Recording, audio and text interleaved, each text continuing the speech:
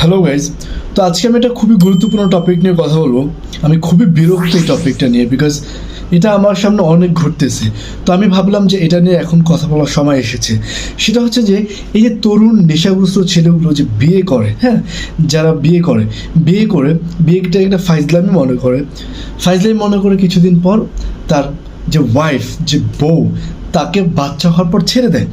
হ্যাঁ, এই যে নেশাগ্রস্ত ছেলেরা, তারা জানে যে তাদের বডির মধ্যে বিয়ের পর কোনো সিল মারা থাকে না এবং আহামরি কোনো এডুকেশন তাদের মধ্যে নেই। তারা বিয়ের সম্পর্কে কোনো আইডিয়া নেই যে বিয়ে একটা সামাজিক সম্পর্ক। এটা শুধু দুইটা মানুষের মধ্যে না, যে দুইটা মানুষ ভালোবাসছি এক হয়ে গেলাম, না। এটা একটা সমাজ গঠন করে, আপনার মাধ্যমে একটা পরিবার তৈরি হয়, বা আরও অলরেডি দুইটা পরিবার একসাথে হয়।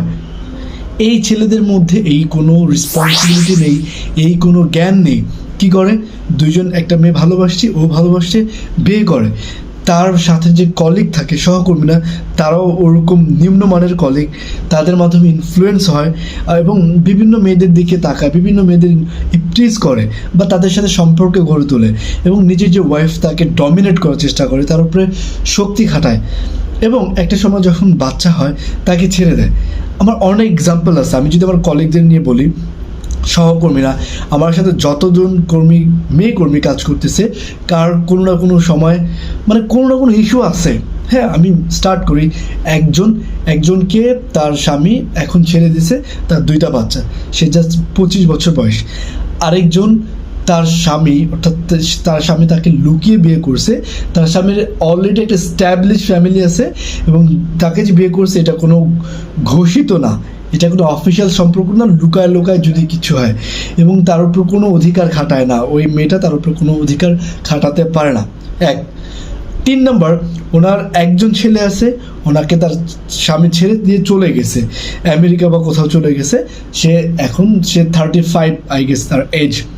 4 নম্বর, তার একটা ছেলে একটা মেয়ে আছে এবং তার স্বামী তাকে খুবই অত্যাচার করে ছেড়ে দিছে। এর আগে একজন ছিল, তার একজন ছেলে আছে খুবই বড়, তাকেও ছেড়ে দিছে। এরকম হচ্ছে। এবং আমার নিজের একটা কলিগ, তার বোনের সাথে এরকম হচ্ছে, নিজের সাথে হচ্ছে, তার বোনের সাথে এরকম হচ্ছে। এই ছেলেগুলো, এরা বিয়ে সম্পর্কে কিছু বুঝে যে বিয়েটা কি। আমি কিন্তু এই যে বিবাহ বিচ্ছেদ এটার বিপক্ষে না, কিন্তু একটা মেয়ের বাচ্চা হওয়ার পর তাকে ছেড়ে দেওয়া, যে মেয়ের কোনো উপায় নাই, তা তুই বিয়ে কেন করিস? তার গায়ে সিল মারা নাই যে আমি বিয়ে করছি, তো আরেক মেয়ের সাথে সম্পর্ক করে আরেক জায়গায় যায়, ছ্যাঁচড়ামি করে।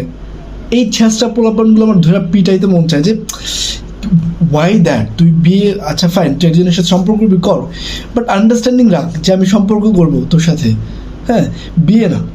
তো বিয়ে কেন করিস? করলে আবার এরকম এই ছ্যাঁচড়ার মতন চলে কেন যাস ভাই? একটা মেয়ে খুবই অসহায় হয়ে যায় যখন, স্পেশালি তারা অশিক্ষিত থাকে, হ্যাঁ, ওরকম কোনো শিক্ষা পায়নি, তো তারা এইভাবে এই দরজায় করে এইভাবেই চলে যায় জীবন, কোনো ভালো একটা লাইফ দেখে না। শিক্ষিত হলে তোর দিকে তাকাইতো না, হ্যাঁ, শিক্ষিত হলে সে নিজের একটা উপায় বের করে ফেলতো। অশিক্ষিত মেয়েগুলো, অশিক্ষিত ছেলে বিয়ে করে এবং কোনো দায়িত্ব দেখায় না, বরং পিটায়। এগুলো গ্রামে তো অনেক হচ্ছে এবং ঢাকাতেই হচ্ছে। সো আমি মনে করি এগুলোর একটা এন্ড আসা উচিত, বিকজ এটা I feel very bad for those girls, because তাদের কিছু করা থাকে না, যখন বাচ্চা হয় অন্য কেউ তাদের সাথে সম্পর্ক গড়ে তুলতে চায় না। They think it's not a fresh start, তারা তাদেরকে ইউজ করতে চায়, সো তাদের কোনো রেসপেক্ট থাকে না। And I feel very bad. I think people should be aware of what is marriage.